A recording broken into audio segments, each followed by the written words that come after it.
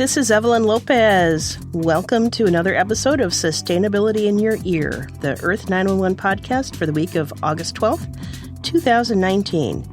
So we have a couple of things we want to talk about today. And first and foremost is just a big deal to us. But before we get to that, let's talk about the fact that we are also going to talk about sustainability in your house, in your life, and focus and even in your ear. Even in your ear. And a focus on recycling. But before we get into the nitty-gritty of some stories and Earthling questions, Mitch, we have a big thing going on with that recycling app. Tell us all about it. For years, Earth 911 has offered the iRecycle app. And last year, as we made a transition, for those of you listening don't know it, my team acquired the company, and during that time we did a big audit of everything and found out we didn't have the source code for the app, so we had to completely rebuild it from scratch. So iRecycle version 3 is back in the iTunes and Android Play stores, and it's free. You can download it and use it to your heart's content. We have some advertising in there. We're going to offer a version in the future where you can turn off the advertising, but right now it's the basics, the things you need to know in order to recycle effectively. What kind of material are you looking at? What do you do with it? And then where can you take it? So it's an easy, browsable interface. You say, let's say, for instance, you've got motor oil you want to recycle. You tap the automotive section, you tap motor oil, and then we give you a list of all the places within 25 miles that you can take your material. So your exhausted motor oil.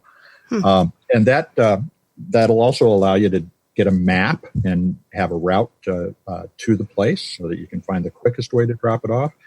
You can call them directly from within the app to check and see whether or not they're still doing what they claim they do. And you also have the ability to visit their website and look around. So iRecycle is our effort to begin to help make recycling just that much easier than it is already. And I think we'll all agree it's not always very simple, and that's why an app like this is necessary. Yeah. So I'm looking, I've got my Android phone in front of me, Mitch, and let's suppose I'm out at a garden store, and I'm looking at various planters, and they're made of resin or plastic or maybe some coconut fiber. Can I use this app to kind of get an idea of, after things go by the wayside, or if my dogs chew them to bits, what would I be best able to recycle? I mean, can I use this to be a better consumer so that I can buy things that I know I can recycle later? Well, that's a great point, and that's where we want to take this thing even more directly in the future. Right now, you could look up the material and get a sense of how recyclable it is. We'll tell you how recyclable it is, and then you can see nearby where you can take it. But think about what we release now as kind of a canvas on which we're going to build a lot of additional things. Like I said, we had lost all the code that this thing ran on in the transition, so we got a chance to rebuild it. And this is something that we can layer in new capabilities. So we are looking at adding product level information. We're looking at information on a much broader range of materials because, right now, while we have 355 materials in the database, there's a lot of new things and a lot of additional materials that are recyclable that have not been in the past. And so we're beginning to add those to the database. So, you could do pre-cycling research and say, this plastic number 5 is going to be very hard for me to recycle. I guess I won't buy this after all. Yeah, I like that idea. I would love someday, and I think this is maybe far in the future, but you know how they have those apps where you can take a picture of a plant and identify the plant? I would love one where I could take a picture of a piece of plastic or styrofoam and say, can I recycle this and how? Well, so that is something that we talked about probably more at the product level because you can actually determine what's in a given product. Aiming a camera at a piece of plastic isn't necessarily going to give you much what kind of plastic it is, right? Right. Your phone doesn't have a refraction analysis capability to say, oh, that's plastic number 5, not plastic number 2. But we can, by working with brands to clearly articulate what's in a product and whether that product is recyclable or parts of it are recyclable. build that capability into the app so that you could point something even at the store and say, this is going to be recyclable or this is not. And that's what I wanted to ask even our listeners and get them involved in the discussion is what else can Earth 911 do to help all of you? And Sarah and Evelyn, this is a great conversation for us to have because you both are so deeply engaged in it. How can we make recycling easier? Because it is convenience that is ultimately going to shape the long-term recycling rates of the United States. Yeah, convenience is key. Well, and I realize I skipped our introduction. So speaking, we have Mitch Ratcliffe, who is our publisher. And we also have on the podcast, Sarah Lozanova, who is coming to us from Maine today, I believe. Am I right, Sarah? Yeah, exactly. Excellent. So, I mean, what do you think, Sarah? We've been off the air for a while. So yeah, I'm sort of out of the groove. But the hiatus. The hiatus, the little interlude. Sarah, you live in a super, what I think of as like a eco-paradise kind of community. Mm-hmm. So what kinds of things do you see that you think could be extrapolated over to communities that maybe are a little bit less eco-conscious, or what could be done in your life to make it even easier for you to recycle or, manage sustainability? One thing that's been going on in Maine lately that I find really encouraging is policies that basically discourage single-use plastic and styrofoam. Like there's a statewide ban now on plastic bags, and there's also a statewide ban on styrofoam food containers. And I think those kinds of things help spur innovation. But I think a lot of it comes down to the manufacturers, the packaging manufacturers, to provide much more sustainable options to consumers, which I guess kind of relies on us voicing our opinion and speaking up and saying that the current options aren't acceptable. Mm-hmm. That's interesting. Now, so could we? And again, I'm speculating about capabilities we could build into the app, but it also lets you read all our news. We could include an ability to start a petition in that. We maybe do a partnership with somebody like Change.org, so that if you wanted to petition a particular manufacturer to provide better packaging, you could do so right from Earth 911. Would that be something that you think would be helpful? Yeah, I think that would be, because I think, consumers are seeing that there's real issues, but then it's like, what do you do with that? How do you voice that concern? Like I was listening to NPR and they were talking about how Pakistan is considering having a plastic bag ban, but they often serve food in plastic bags. So then would they then use styrofoam instead? That wouldn't necessarily be a greener option. So I think a lot of times people are looking for greener options and they're just not finding them. So even something that calls out, I need a green option, not necessarily even a petition, would be a good thing to capture so that we could communicate that back to the world. I think it would be really valuable. Yeah. And to some of the companies directly, like I'll learn something about a company that I find really discouraging, but then a lot of times it's hard to even figure out how to contact them to voice that concern. Mm-hmm. But petitions or some sort of built-in communication mechanism would be a great way. Great. That's a great idea. And folks listening, if you've got these ideas, please send us email at feedback@earth911.com. We'd like to hear from you too, because we have the resources to build this app into something much greater than it currently is. And it's pretty darn good right now, in my opinion. So give us some ideas. What about you, Evelyn? What do you think would be helpful? Well, this actually sort of ties into a question I was just about to ask you, Mitch. One of the things that is happening locally in Tacoma, where I live, is that we are changing our curbside recycling program. And one of the things that they're going to be moving away from is the curbside glass recycling, because it's just the labor costs kind of outweigh the benefits to the city. So instead of, and it's largely because of the unpredictability. So the way it works here is you do your recycling every other week, and glass you put out when you have glass to put in the bin. So either you've got someone who's going to be on the recycling truck every time in case there is a bin of glass, or you've got to, figure out some other random way of getting the glass. And it's kind of a dangerous, it doesn't fit in their automatic chute thing. But that means that, my concern is that a lot of people, instead of taking the glass to the various recycling centers that they will set up, will just start chucking their glass into the garbage. And I know you've been working on a project in Issaquah to try to, take on more of the recycling in sort of a private business capacity that the public garbage and waste management groups haven't been able to do or are cutting back on. That's right. And so we are experimenting with on-demand recycling in Issaquah, which is a suburb of Seattle. And we've got just a few homes at this point, but we've been doing and we provide them a set of bins, 5 bins, which allow them to separate everything out. And what's important about this is we're also coaching the customers about how to prepare the materials. So we're getting very clean materials, things that are actually rinsed out, that are sorted into the right bins and therefore more valuable because they are sorted. And at this point, we have just a couple of people working on this project. They drop by and pick it up and they leave feedback. How did you do this week?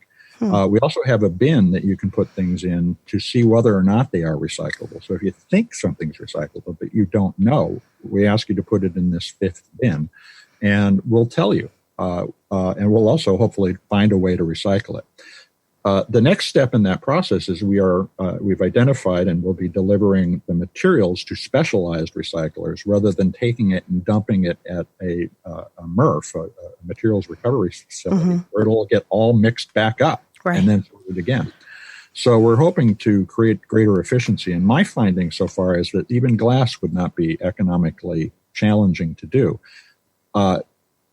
It's also not the greatest profitable business in that sense. We have a social goal, and so we're reorganizing the company as a benefit corporation in order to support that kind of public-private partnership we want to pursue. But the early experience we have is that people are deeply interested in making these decisions well, and then getting the feedback that it has been delivered somewhere that it's going to be recycled, rather than, as you said, my glass might just end up in the landfill. Right.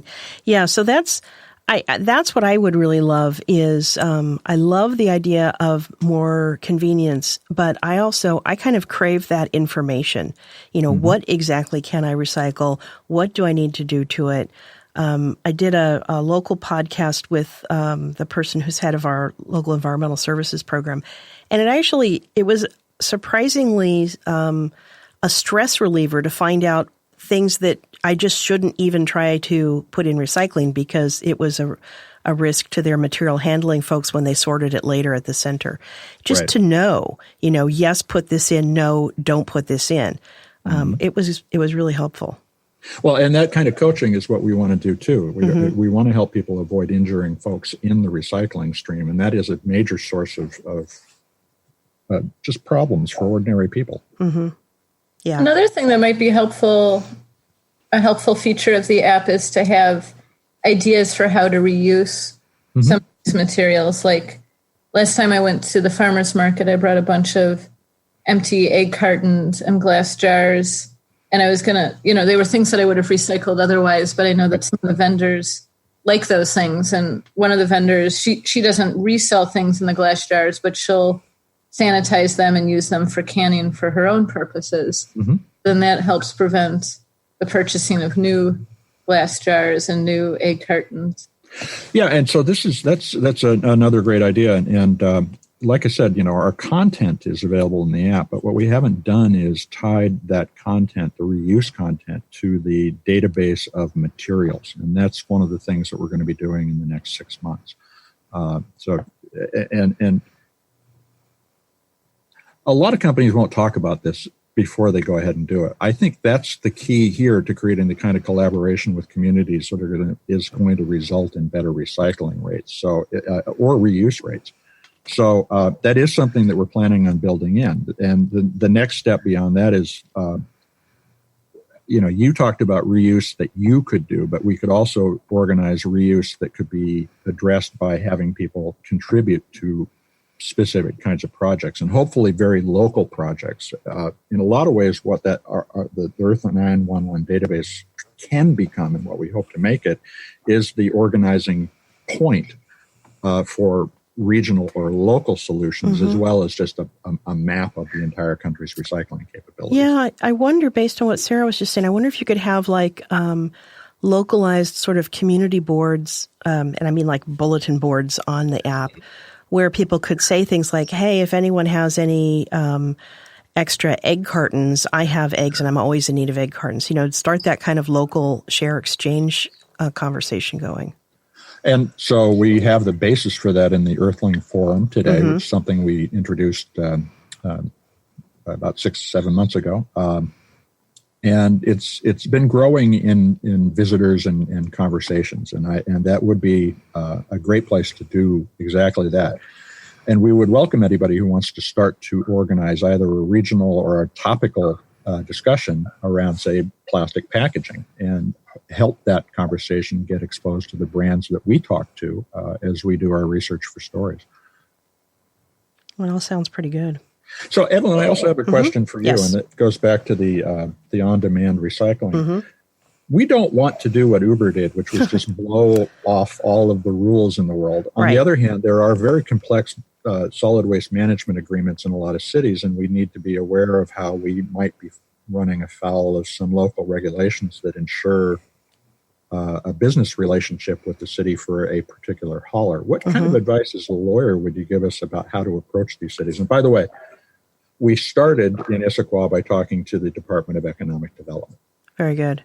Yeah, that's what I would say. So if I was going into a new city, so we'll take Tacoma since that's where I live and I'm a little more familiar with that. If I wanted to come in and I had an idea for a new business venture that was going to run along the lines of, I'll say, an amendment to existing trash collection and recycling collection that the city does, an add-on service. I would probably start by contacting the local, whatever group handles the waste for the city. So there's probably a solid waste management, environmental services, whatever it may be called, and start with them and say, hey, I'm interested in this business that I want to propose, but I don't want to get sideways with any of the contracts that you have or anything else. Who should I be talking to? And probably they will either be able to talk to you right there, or they'll have someone in the city attorney's office who might be a good contact to start with, because you've got sort of like two layers of I'll say rules to sort of keep in mind. The one is, can I do this type of activity in this city? Are there any policies or laws or statutes that prevent me from being able to do it at all? Because if so, then that's a bigger lift. You can get those changed, but it takes more time. Let's assume there aren't, or there's loopholes that would allow you to come in and offer some, concierge recycling services. Then I think your question is, how are you set up? And are you set up so that you're in compliance with the various laws and regulations in your area? And that's usually state laws, but sometimes can be local laws too. Like, for example, in Tacoma, we have a Tacoma hourly wage, which is, I think, about the same actually as the state minimum wage right now, but it is a different wage. We're going to pay a lot more than the minimum wage. See, you're already saying all the good things. The thing that, like, a lot of companies that have come in on a new, let's say an application-driven, an E-driven model, what they've done is they want to start with everyone being an independent contractor, because that, cuts their overhead significantly in terms of having to regulate hours worked by people, worry about the wages and everything like that. And that can be done. It's more difficult in an industry like a waste pickup, because you really do need to exert a lot of direction and control over the services that your workers are going to be doing. It's not really just, pick a random house, or we'll give you a house and you sort of provide the services that you think best fit the situation, like you might do with a Mary Maids or some other, house cleaning service.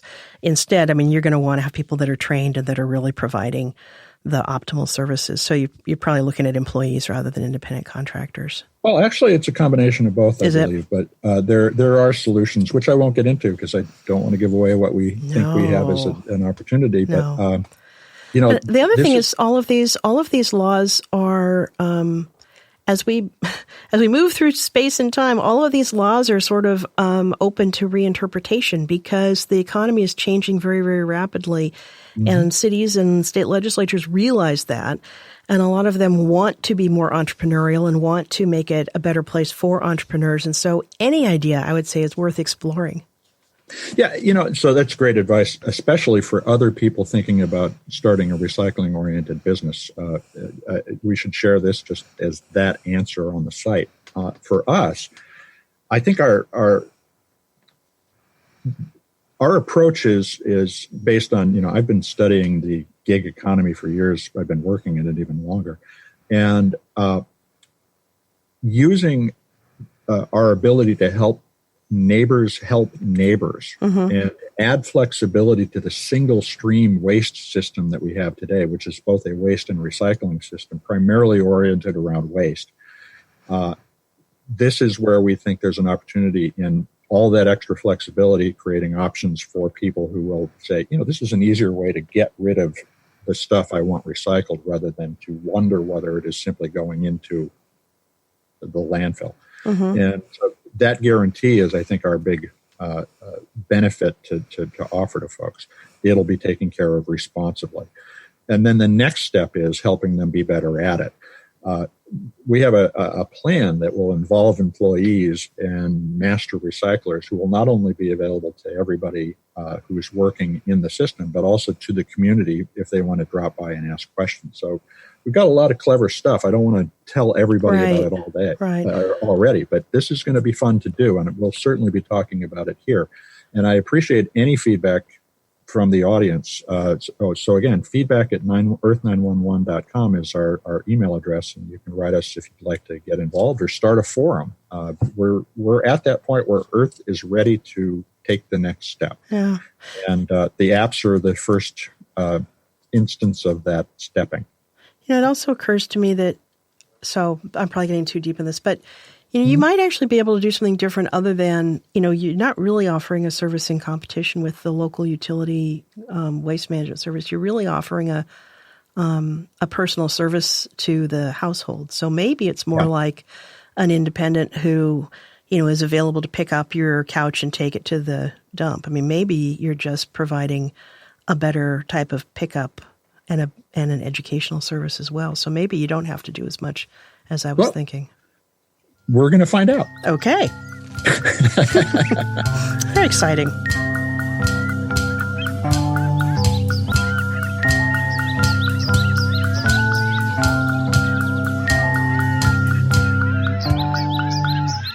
Thank you, everybody. I really appreciate that. Let's turn to the summer sustainability articles that we just Right.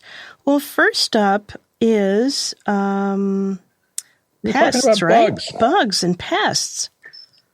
Huh. So we had an article. Again, we just came back from a kind of a production hiatus. On July 24th, we published an infographic with 8 DIY natural repellents for house bugs. So these are things you can make at home using, for instance, with ants, water and peppermint oil, a little bit of witch hazel, and mix that together, shake it up, and spray it wherever you see an ant, and they will scurry for cover. This is non-toxic. It simply drives them away. I think that's great. The next one up was a diatomaceous earth for bed bugs. And I have to say, this stuff is amazing. It's really inexpensive. You can buy it at all kinds of natural food, natural healthcare places because you can use it for different things. So there's food grade, there's industrial grade, and I would suggest food grade for your house. It is still, it's dead cheap. It costs almost nothing. And you sprinkle it around your windowsills and your doorways, and you leave it for a while, and you can, sweep it up, vacuum it up later. But it is absolutely the cure for fleas and bed bugs, anything with a hard carapace body, so not soft, squishy things, but hard, crunchy things. And essentially, the diatomaceous earth dries them out. Yeah, kills them. Mm-hmm. Kills them. Do you think this would work for cockroaches as well? I was thinking it probably would, unless cockroaches have evolved some special cleverness to get away from it. Because they might have, yeah. Yeah, I know. Because the chart says soapy water for cockroaches, which I've never heard of. I didn't know that it says the soap will cover their bodies and suffocate them, which sounds quite brutal. Mm-hmm. Well, I've never liked the little guys very much, so I'm not actually one to lose a lot of sleep over cockroach deaths. So, yeah. So there's a bunch of other great ideas here. We urge you to check it out. Chrysanthemum spray for box elder bugs, herb sachets for pantry moths, and we've got fruit fly traps, dust mite sprays, and black fly traps as well. So check it out. Well, I have to say I've used the apple cider vinegar and it for fruit flies, and it works a treat too. Me too. Yeah, it works great. The other thing I'd say for those of you who are doing a lot of outdoor cooking, if you have wasps or hornets that are bothering you, this is nothing's going to deter them. What I do, I literally cut a piece of meat because they're meat eaters, and I put it at the very end of the table and I let the wasps and the hornets eat the meat. But it keeps them busy and keeps them off of your plate. A little generosity goes a long way. Gotta be kind. All right. Different approach. Instead of eradicating them, it's more kind of containing them. Just set them in place at the table. Yes. Well, I guess we don't feel good about cockroaches, but wasps are okay. Well, if I had something that really worked well on wasps, I wouldn't say I wouldn't use it, but I found that just giving them a slice of the salmon or something works fine. They're happy. They leave me alone. It works. A little side salad. A little salad. A little wine with that. Yeah.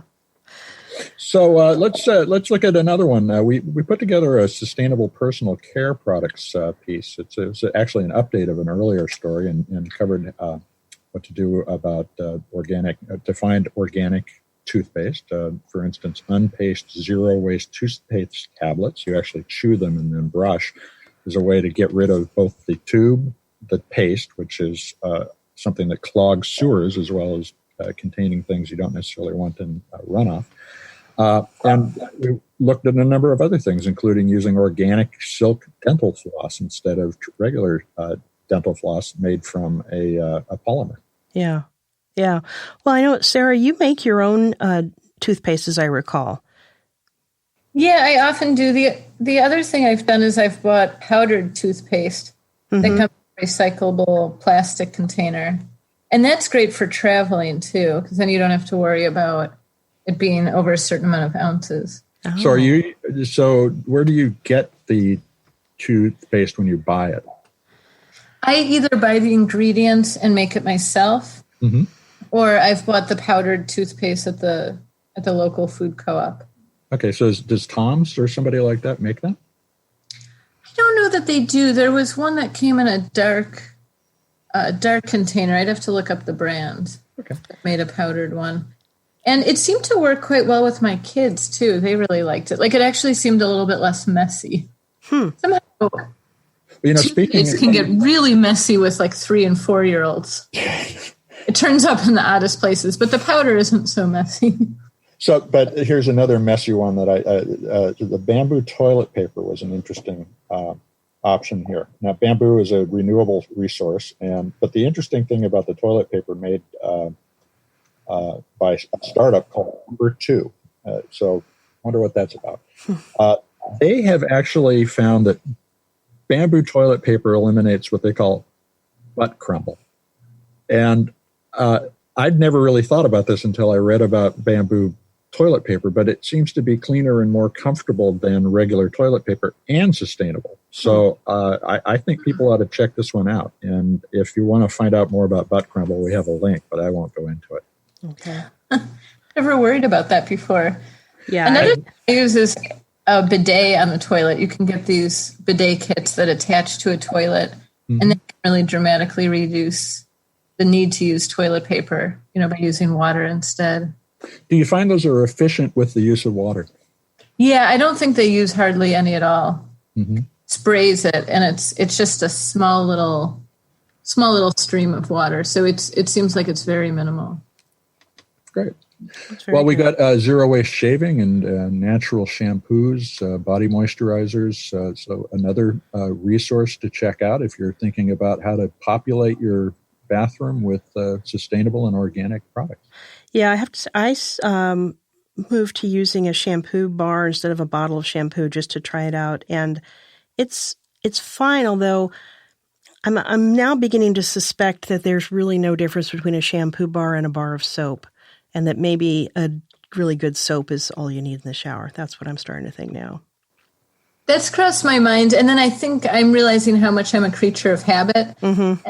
I bought a shampoo bar, and I keep thinking to myself, no, shampoo is supposed to be a gel that I pour into my hand. So I'm having trouble letting go of that concept, although my kids love it. So maybe it's because they don't have such an ingrained concept of what shampoo should be. Yeah, and I cut my hair off about a year or 2 years ago, and so I've got short hair, and that makes it a lot easier to use the shampoo bar or soap bar.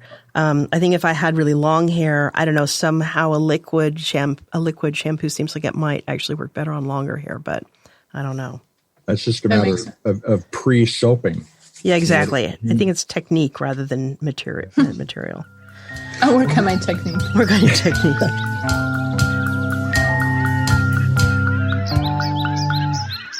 Well, speaking of technique, though, let's talk composting toilets. Oh, yeah, this is super interesting. You know, this story is fascinating to me, and I want to watch an in-depth video of how the compost works, not the whole thing, but so I can better understand this. But the idea is this composting toilet works like any other compost, where you use the toilet and your waste is separated, liquid and solids, and then an anaerobic process occurs to turn it into compost, which you can then use in your garden, although they do recommend that you use it on fruit trees and ornamentals and not necessarily directly on your vegetables. Although it's probably fine. I mean, but I think that may be more, our natural squeamishness than anything else. No, I think there's reasons? An issue of using carnivore manure, which we'll talk about in a composting story that we're going to cover in a bit. So there is a real reason not to use human waste in the food that we eat directly, but a tree, by the time it gets to the fruit of the tree, has processed it so completely there's no threat. It's more a question of, like if you had spinach, you wouldn't want to pick spinach off the ground that was covered in human compost. Yeah. Gotcha. So Jim Alexander put together this guide to using the toilets, composting toilets, and makes the point that our whole wastewater infrastructure is, it's a 1940s, 1950s era technology. And we're at what we need to do is not replace every toilet with a composting toilet, but use composting toilets in the right places and situations in order to add greater flexibility to our waste management infrastructure. And so these, if you're rural, these are a great option. If you're living in a suburban environment and want to use some of your waste in a more productive way, this is a great way to add that. You may not want it in every toilet in your house, but you may have one or two toilets that you decide to make a change on. So thinking about these things as a way of adding sustainability to your life rather than trying to make a big change and jump off the sewer system may be the best way to go forward. So if you're adding a new room and a bathroom, a composting toilet's an interesting option to add. Mm-hmm. Well, I think... Go ahead, Sarah. I recently stayed in a house with a composting toilet inside. I'd used outhouses before with them, and I was surprised there was no odor. It was very easy to use. It seemed clean. I thought it was very, very positive. And Gemma's article goes through a lot of the steps and where they can be applied and how much they can cost. It ranges from between $1,500 and $8,000, depending on how complex the system is. And it's also something that you need to do a little research on to make sure you get a certified toilet rather than just any toilet that people offer you. So take a look at the guide, folks. It's a great way to start thinking about changing your sewage mix. Yeah, I think a couple, when I read this, I thought a couple of things. One is, we have a new municipal ordinance that allows and I hope encourages people to have mother-in-law apartments or accessory dwelling units in their backyard or side yard, whatever it may be. And if you could use a composting toilet, that may help a lot with some of the construction expenses of being able to get that up and going. Not hooking up to the sewer by itself is going to save you thousands of dollars. Exactly. The other thing I was thinking, one of the things that's frustrating to me, we have a pretty significant homelessness problem in Tacoma. It's not quite as bad as Seattle's, but it's pretty bad. And one of the problems is that the people who are living on the streets, they don't have a good place to go to the bathroom. And, so that's creating all kinds of additional urban waste, which, can lead to all sorts of disease. And I just wonder if we could do the city has put some of the, honey bucket type temporary toilets around, but I do wonder if something like this could be part of the answer, because this is a much lower cost than plumbing something in. And it could really be, and I think could be installed rather quickly too. So I like to think about that. It's a great idea. So the last thing we want to do is take composting to the outdoors and the regular composting you do in the backyard. And we have a guide, cheat sheet for composting that we released last week. And about 24% of all of the municipal solid waste in the United States is composed of food remnants and yard trimmings. And this is the solution to turning that into something productive in your home, as well as reducing your burden on the recycling system. So, and I know, Sarah, you are an expert at composting. Why don't you tell us a little about what we should be doing? Yeah, what I do is I have a system where I collect all my kitchen scraps, and those are generally considered green. And so you want to have a roughly equal amount of green and brown so that things break down properly. And then you create some sort of a pile or container system where you add those scraps in. And if you don't have brown waste, you can, we often will have a straw bale next to our compost pile, and we'll just put a little bit of straw on top. And then you want to turn it and keep it slightly moist too. If it's August and it hasn't rained in a month, you might want to get it a little bit wet, not give it a bath, but get it wet maybe about once a week, especially if it hasn't rained. And then it depends a little bit on your climate, but within a year, I would say you'll have compost that's finished and ready to put on your garden. But most people don't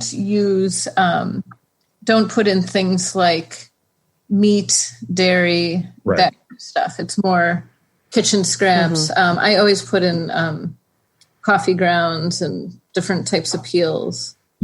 Yeah, and this is the point where, manure, if you can get manure from ruminant animals that eat grass, that's perfectly okay, but you don't want to take your dog's manure and put it in there.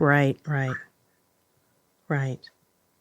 And also, we talked about this on an earlier show, Sarah, is that the use of brown materials is really a key to getting a good, rich compost, too. Yeah, and if your compost smells, that's an indication that something's off, So, it's kind of annoying, but you can also use it as a way to know that something's off. And in my experience, when we haven't gotten the brown-green mix down properly, roughly 50-50, it was because there wasn't enough brown material. So you can put in some yard waste too. I just recommend steering clear of really thick stuff because it'll just take longer to break down. So what was a thick thing? Branches. Okay, branches or so what other kinds of things are thick? I guess I've never thought about that. Branches, you wouldn't want to try to compost rocks or something. They're pretty thick. Branches would slow things down, thick branches. But thin branches would be good because it would help aerate the compost too. That's okay. Part of what's going on is you want some air, for the aerobic process. So if you could chip your wood, would that be better for it? Yeah, I think it would be better. Okay. And also chopping up things like if you have, say, eaten a watermelon, chopping up that husk, the outside, into 1 or 2 inch squares, that will speed things up. The other thing that I just avoid completely is avocado pits. Just never seem to break down, or at least not in the timeline that I'd like to see them. So I generally don't put in avocado pits. And some people at the end will take a screen and filter their compost. So that's an option if you really want to have Right. So to pull the stuff that didn't break down out. Yeah. And another thing, too, to keep in mind is that a lot of produce has little plastic peels and labels on them. And I strongly recommend just taking those off and throwing them in the garbage. They often end up in the compost, and they'll obviously not break down. Right.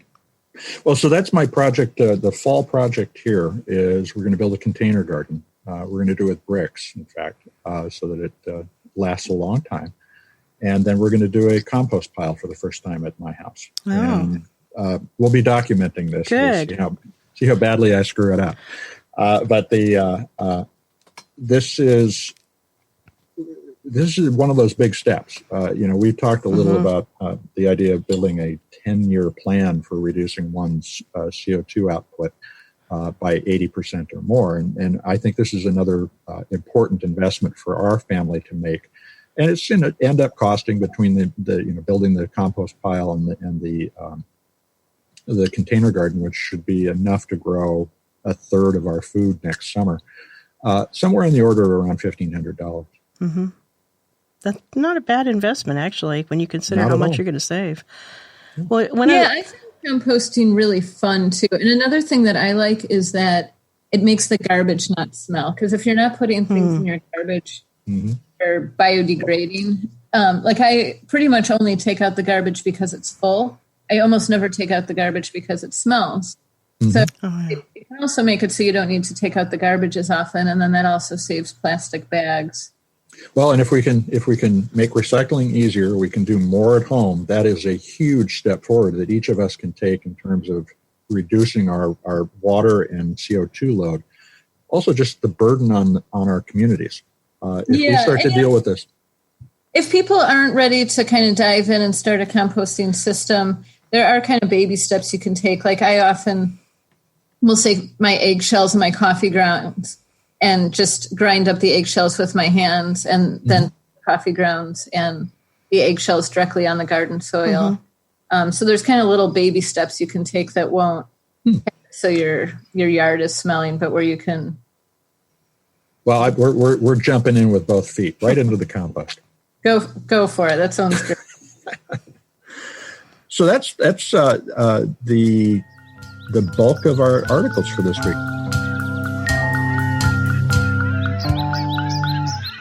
Let's go on to the Earthling questions. Okay, well, we've got a couple of them here.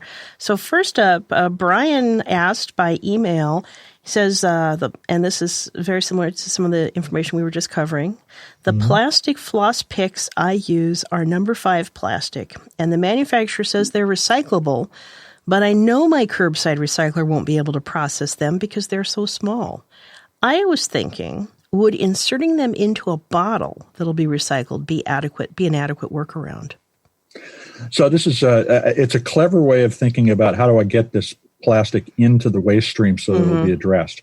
Number 5 plastic is not widely recycled. It is recyclable, but it's not economically viable for a lot of places at this point. And the problem here is mixing the number 5 plastic with another type of plastic is actually creating contamination.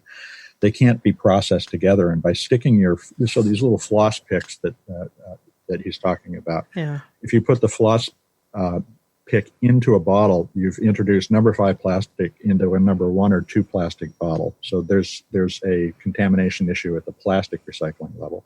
Then there's the floss on there, which is another kind of material. So that's not really a good idea.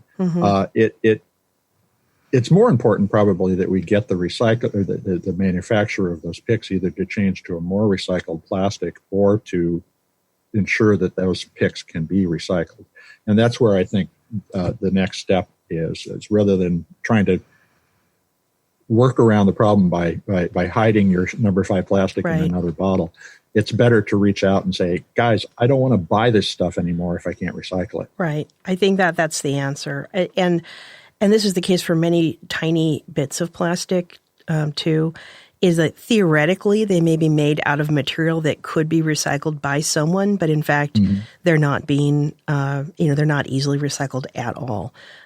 One thing I would add to Brian is that, if you can't find a way to recycle this, and that would be contact the manufacturer, then you need to dispose of them properly. And since they're small plastics, what I would do is I would either put them in a sealed bag or maybe a plastic jar that had contained medicine that I wasn't going to recycle, and cap them off when I put them in the trash. So at least I would collect them all in one place and not have little bits of plastic.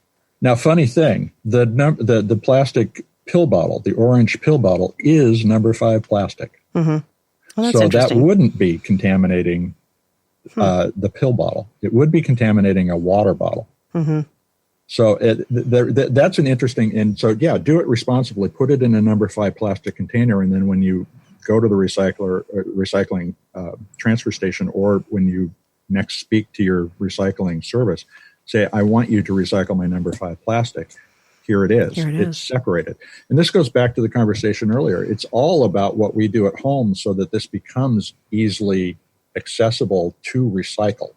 And so great sorting is the first step. If this stuff isn't recyclable today, let's start getting people to want to recycle it by sorting it well. Mm-hmm. Absolutely. So it looks like you also had, we had several Facebook Earthlings asking how to recycle VHS tapes.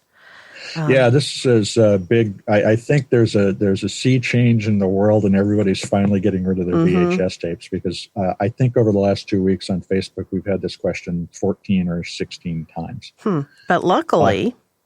there are solutions, and we have been covering this one for a while. You can find our story, the VHS and cassette tape recycling dilemma, on the site. That's our most recent summary of what you do here. Now, VHS tapes are made from a bunch of different types of plastic. There's the outer container, there's the reel that's inside it, and all of those components are recyclable. They can be taken to some municipal facilities will accept VHS tapes, but there are a number of other specialized recyclers that will accept them. There are commercial recycling companies that look for large numbers of VHS tapes or beta tapes. And there are programs like Green Disc and TerraCycle, which address VHS recycling as well. So you can recycle these. What isn't recyclable in the tapes is the tape, which is made of mylar and a magnetic medium. At this point, that will just be thrown away. But when they're disassembled, the plastic will be recovered. So you can send these to specialized recycling programs. You can find them in the search database on Earth 911. And do check out the article to get a little more information. But right now, we're in a good position to start to really drive VHS recycling as everybody decides to get rid of them. Yeah, absolutely. It'd be a tragedy if we don't start to do that as this happens, because they will all end up in a landfill. Mm-hmm. Yeah, there's a lot of them too. Yeah. What's next is DVDs. As we move past physical media to just virtual digital media, there's going to be a lot of things that we suddenly find made of plastic that we're no longer using. Yeah, that's really right. So our last question comes from Jeff on Facebook, and Jeff asks, what should I do with egg cartons, meat trays, and molded packing from flat TVs, etc.?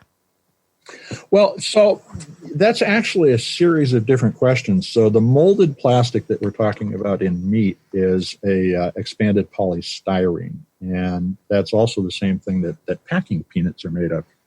It's what we often call styrofoam, which is a trademark rather than a substance name. You can, by the way, search for styrofoam on the site. Now, the cardboard egg cartons that are made from expanded polystyrene, just like the meat containers, are not highly recycled right now because it's not particularly economically valuable. It costs about twice as much to recycle it as the value of the material you end up with at the end of the process. So that's something that's changing, though, because we have, for instance, just recently done a report on a guy who has a startup that has a mobile styrofoam recycling trailer. And so he's looking for ways to get this technology distributed on a small footprint basis all over the country. And as those kinds of capabilities either are introduced by local folks, maybe even by Earth 911 if we expand that much into the recycling area, but this is coming. Mm-hmm. Now, the other kind of formed packaging that we're talking about is our compressed paper or paperboard packaging, like you see with egg cartons and some of the meat containers as well. those are very easily recycled. The main thing you have to do is make sure that they're not contaminated. So if an egg has broken inside one of those, you want to make sure you want to take that cup out and throw the rest in. And in some cases, even today, the food waste won't be considered a contaminant, but you should take it out for sanitary reasons. Mm-hmm. Mm-hmm. Very good. Well, anything else before we close out today? I just want to tell everybody, please reach out to us. Let us know what you want from Earth 911. We have taken a year to learn what all the things that we have available to us to help are and how to use them. We're ready to make some big new investments in extending the simplicity and ease of access to information about recycling information, recycling steps. So let us know what else you'd like to see, and we'll see if we can build it. Excellent. Excellent. Well, please do that. And we will close out here at the lovely Moonyard Studios, where I'm going to go pick some figs off a tree before I leave today. But you can find us, as always, on iTunes, SoundCloud, iHeartRadio, Spreaker, always at our earth911.com website, which is a great place to read our stories as well. And please share the show and ask your friends for feedback too, and send us an email at feedback@earth911.com. Thanks. Thank you, Evelyn. You're welcome. Everybody have a great day.